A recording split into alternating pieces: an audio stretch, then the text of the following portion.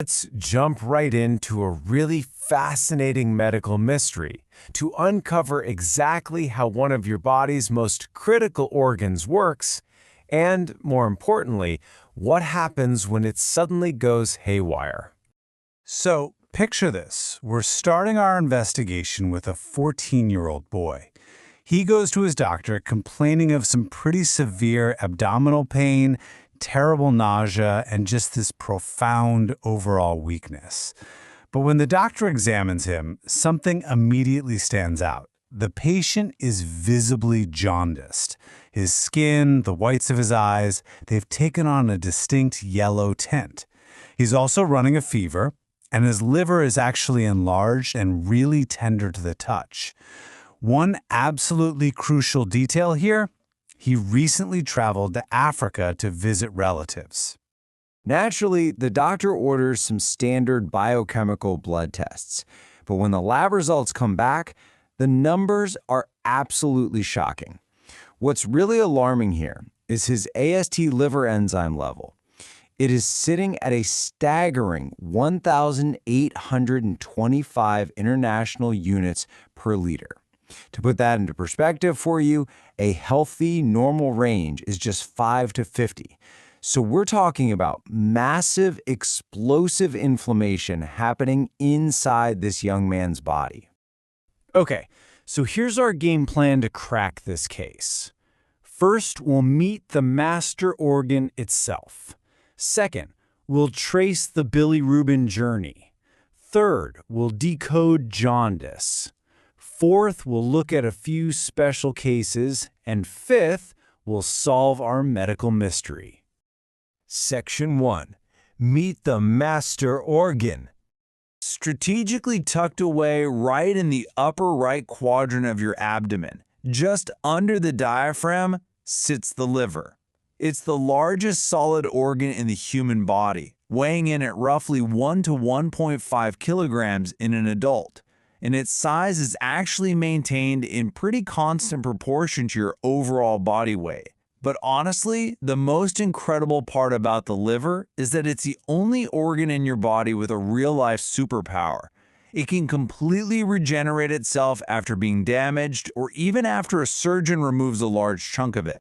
You can basically think of the liver as a massive, tireless chemical processing plant. I mean, it is the ultimate multitasker. It's absolutely essential for metabolizing carbohydrates, lipids, and proteins. It synthesizes critical plasma proteins plus the clotting factors that literally stop you from bleeding to death from a simple paper cut. It's your body's primary detoxification center for drugs and toxins.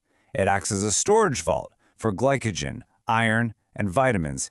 And, this is key for our mystery, it is the one and only site for metabolizing bilirubin. Section 2. The bilirubin journey. So, to actually understand jaundice, we've got to start in the bloodstream. Believe it or not, 80% of our daily bilirubin output comes from the breakdown of old red blood cells. It's basically recycling. The process kicks off when iron is removed from the cell. Then, cellular enzymes act like a tiny assembly line, converting the leftover material into bilirubin. But here's the catch. At this stage, it's unconjugated. That means it stubbornly refuses to dissolve in water. It's like trying to mix oil and water. It just doesn't work.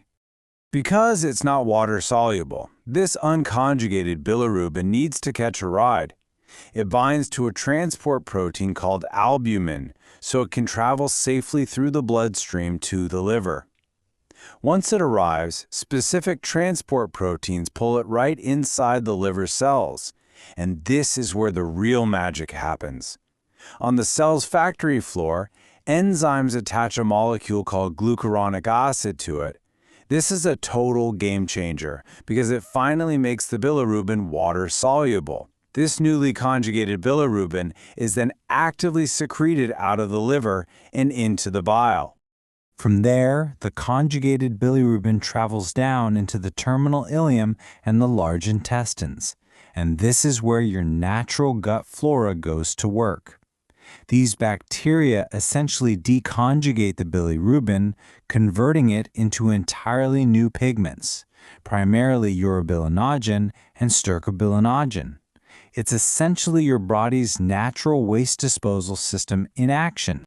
Now, while some of these pigments actually undergo what we call enterohepatic circulation, which just means they get reabsorbed and sent right back to the liver, the rest are excreted.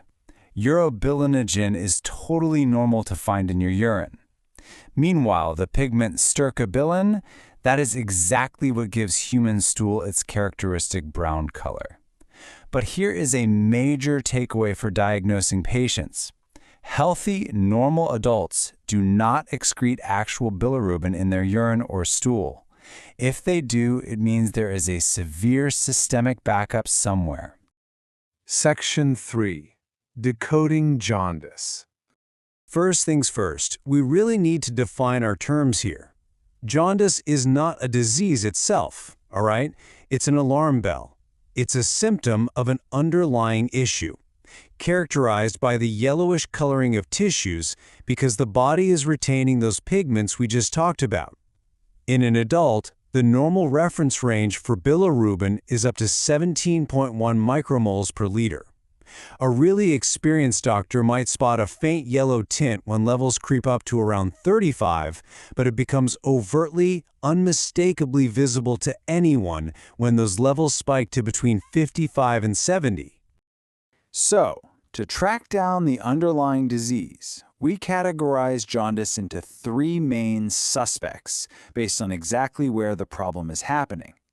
Suspect number 1 is prehepatic jaundice. This happens before the liver.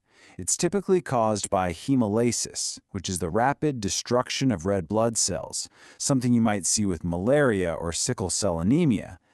This basically floods the entire system with unconjugated bilirubin. Suspect number 2 is hepatocellular jaundice.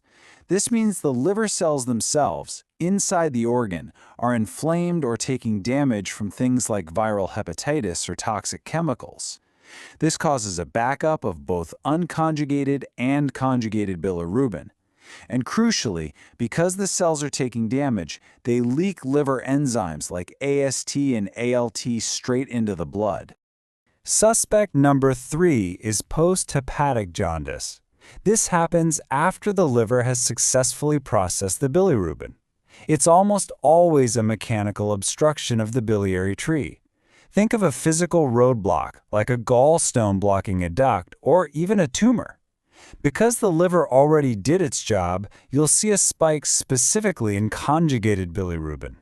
And since those biliary cells are getting super stressed out by the blockage, they release elevated levels of different enzymes, alkaline phosphatase and GGT. When we step back and look at how common these different causes are, it's pretty revealing. Intrahepatic or hepatocellular jaundice is very commonly triggered by infections, like hepatitis A, B, and C, or by chemicals and drugs, like acetaminophen or alcohol. On the flip side, genetic errors that mess with bilirubin metabolism are categorized as rare or even very rare. Section 4. Special cases. Let's talk briefly about a couple of inherited conditions that cause unconjugated hyperbilirubinemia because they are starkly different. On one hand, we have Gilbert syndrome. It's actually really common. It affects about 3 to 8% of the general population. It's just a mild, totally benign defect in bilirubin uptake. It usually just causes a slight yellowing of the eyes if the person is fasting or sick. But on the exact opposite end of the spectrum is Crigler-Najjar syndrome. This is a rare, super severe enzyme deficiency. Tragically, type 1 of this syndrome can actually be fatal in infancy. We also see a totally unique presentation in newborns.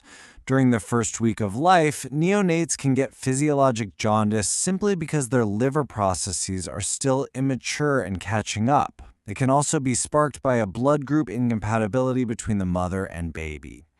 Doctors monitor this incredibly closely for a very good reason. If the level of unconjugated bilirubin gets so ridiculously high that it exceeds the plasma's ability to bind it to albumin, it can actually cross the blood-brain barrier, and that leads to a devastating permanent neurological condition called kernicterus. Section 5. Solving the medical case. All right, we've got our decoder ring right here. By comparing the types of bilirubin and the specific enzyme levels, we can pinpoint exactly what's failing. Notice how prehepatic issues only elevate unconjugated bilirubin. Posthepatic issues elevate the conjugated bilirubin, along with ALP and GGT. But pay close attention to that middle column. Intrahepatic or hepatocellular damage is the only category that causes a massive, off-the-chart spike in those AST or ALT enzymes. That is the smoking gun for active liver cell destruction. So let's look back at our 14-year-old patient's numbers. The picture suddenly becomes crystal clear, doesn't it? His bilirubin is incredibly high at 233. Way past the threshold for overt jaundice. His ALP and GGT are slightly elevated, sure, but his AST, it is absolutely astronomical, sitting at 1,825. This is a blaring siren indicating profound hepatocellular inflammation and severe cellular damage happening right inside his liver. Let's wrap this up and solve the mystery. Given that massive AST spike, we know for a fact this is hepatocellular jaundice, diffuse liver injury. Add in the high fever, the tender, enlarged liver, and that crucial recent travel history to Africa, and we can narrow down our primary suspects. We're looking at a severe, acute infectious process. Was it an acquired stressor like malaria from a mosquito bite, or maybe acute viral hepatitis contracted during his trip? The lab tests clearly show us exactly where the damage is happening. But I'll leave you with this to think about. Knowing what you know now about the liver's critical role as your body's